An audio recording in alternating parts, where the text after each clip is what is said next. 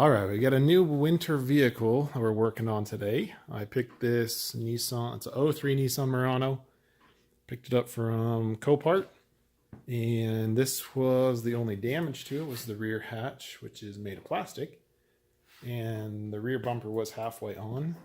It's not ruined, it just came off whenever that happened.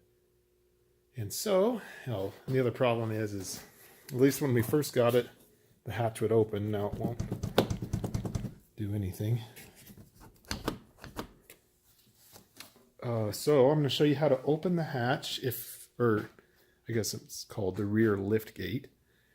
Show you how to open it if yours is stuck shut like mine is. And then my friend so gladly found this at the local junkyard, pulled it off for me today. So I have a brand new black lift gate to replace this one. Surprisingly, all in, this was $58. And if I really want my money back, I can take my other lift gate back for the $5 core they charge. Yeah. Anyway, so to get in the rear lift gate, we're going to need a flathead screwdriver is all to pop off an access panel. Right here, we'll grab one of those. We can go get in the car. Grab a light.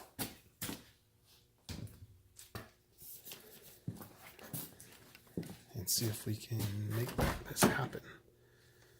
I haven't tried this yet. I watched it on YouTube. So hopefully it's accurate.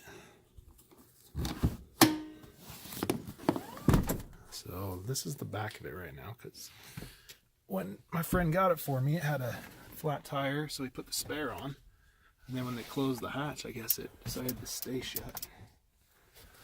So back here, hopefully, let's turn this on.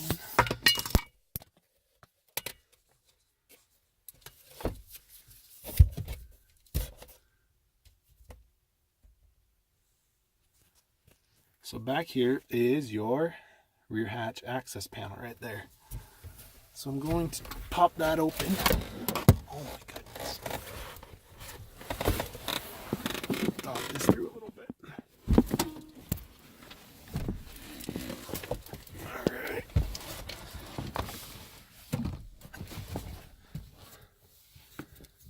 Alright. There it is. Pop this open. Maybe.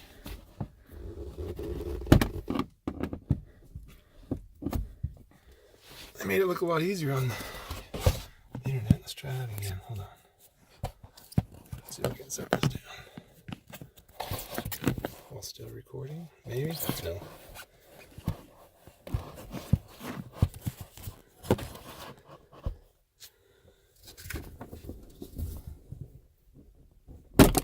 Okay. Just need a little extra pressure. Now in here they said there's a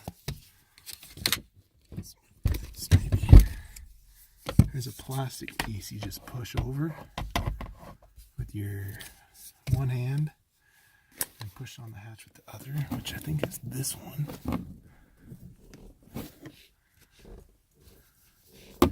Right here. Unless it's already pushed, then we're gonna have a new problem. Lovely. Never mind. I'm pretty sure that's it though, because it looked like that piece right there was the one they were showing on the internet. And I am not able to get that open. So let me try with two hands. That's what she said. And I'll let you know how it goes. Well, the first attempt failed, obviously, so I am not going to be using this. So I took my grinder, cut me a little access hole, and saw that this wasn't moving anything like it was supposed to. So I reached my hand in there and pushed this lever, that metal one right there, push that over, and voila, upsy daisy. Now what we're going to do is let's start with these guys. So we got 2 there, 2 here, and 2 on each side here. Those look to be 10s. These are Torx. Lovely. Got plenty of those though. 2 there, so 4 total plus the wiring, which we'll have to find out where that unplugs at, and then we'll unplug it. Hopefully we can salvage the wiring, because I think the other one got cut. Maybe we can pop this headliner down and see if there's a plug in here. But yeah, so I'm going to find the right Allen. It's Allen actually, not Torx, sorry. Right? And work on those. Alright, I was on the verge of just cutting this and splicing wires together, but for the sake of trying to figure it out and do it the right way, I pulled the headliner down, which was a couple of, not that clip, where is it? These clips, which are, you can pop off with any panel pry tool. And then went down the side here, there was one 10mm nut there, and this is kind of just pulled back a little bit. And these are the plugs. So these 2 main plugs here feed all of the electrical. So I'm hoping that I can salvage it somehow, since this one is cut.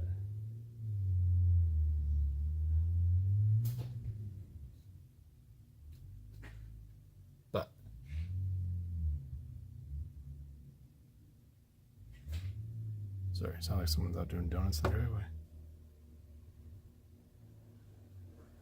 Yeah, so those are the 2 I'm going to try to do. And just like that, the old hatch is off, or lift gate. Oh, I keep going to hatch. So the bolts, they are Allen 6. And then you just have to undo these. You don't actually have to undo the bolts if you're going to reuse them. And I'm not sure I'm going to be able to fish this wiring all the way through here, because this is ABS plastic. I think they're glued together. So I think I'm going to have to cut this and splice it onto this one. I was hoping to not do that, but I guess I might have to sit down and spend some time doing it. Poor me, right? Okay, well, I'm going to snip this off with a little extra to spare and strip some wires and transfer over everything I need to this one, which I think is just the window motor, which did not come on this one, so I got this one. It's working, so I'm going to plug that in. 3 10mm bolts, and I think that's it besides the wiring. I did see on this there is a T-junction for the drain, or the, I guess it's washer fluid. So you can just unplug that and plug. I might have to splice that because that one was cut real short. Okay, well, oh, maybe I can just, is that just that all that is? I'll figure it out, but anyway, it's cheap enough, it's not a big deal. The wiring is a big deal though, because having things work is important. So I'm going to cut some wires, splice some wires, and mount a motor, plug some stuff in, and get ready to put this back on. And just like that, the new oh my goodness, the new rear lift gate is on. It's not the exact color, but it looks a lot better on the outside. So I got the wiring done. I ended up having to splice it because there was no way I was going to be able to fish all that through. So I used one of those fancy low temperature solder heat shrinks. We're going to give that a go. Got all those soldered in. I'm going to wire it up real quick and make sure everything's working before closing the hatch and making sure it shuts right. But it is possible to do it on your own. I got this up here by myself. I I rested it up here on this lip while holding it up with my one hand and my head, and started one of these bolts here, started one here, and then once they were good, I tightened them up with impact and then put the struts on, and that was it. So hopefully she lines up. I'm gonna plug this in real quick and plumb all this down. Oh yeah, get that grommet for that one. Where did I put that? Oh, right there. There we go.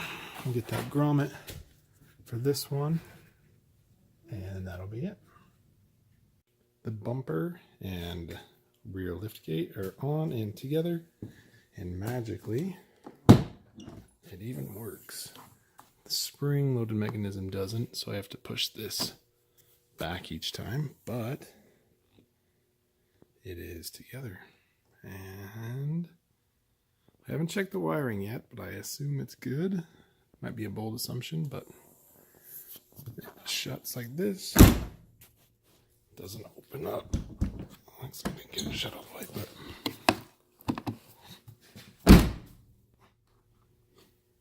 that. Got the bumper put on. Mount it up. Now the last thing I'm going to do is, actually I had a piece for that windshield wiper. I don't know where I just put it. I'll find it. I know I just had it somewhere. But that's just the cover that goes over this. The last thing we're going to do tonight is polish these up, because they are pretty awful. As in, they do not help at all at night. One of my favorite DIY kits is the Turtle Wax Headlight Lens Restorer. This is not a paid promotion, it's just one of the ones I like, and occasionally they go on sale. So pretty much what you do is, I must have dropped the, oh, I got them.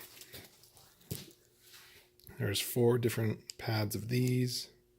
You start with the coarsest one first, which is number 1. You spray the lubricant on the headlight, and you go in one direction a bunch of times, and then you spray more lubricant on, then you start with number 2 and go the opposite direction as you did with 1, then 3 and 4, and then you put the let's see, clarifying compound on there. It's kind of like a liquid wax of sorts for the final step, and then once that's dry, you do these lens sealing wipes, which I assume is like a clear coat, and they turn out really good for all the ones I've used it on. This kit, I've had good luck getting at least 2 or 3 cars out of each kit. I don't know if you're supposed to get that many, but that's what I shoot for. So I'm going to start on this headlight, and this one's just as bad over here. Actually, I think it's worse. Try to get these cleared up real quick, and then call it a night.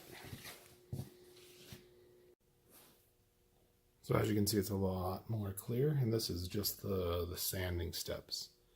Haven't got to the polishing yet, but it is night and day difference for this one.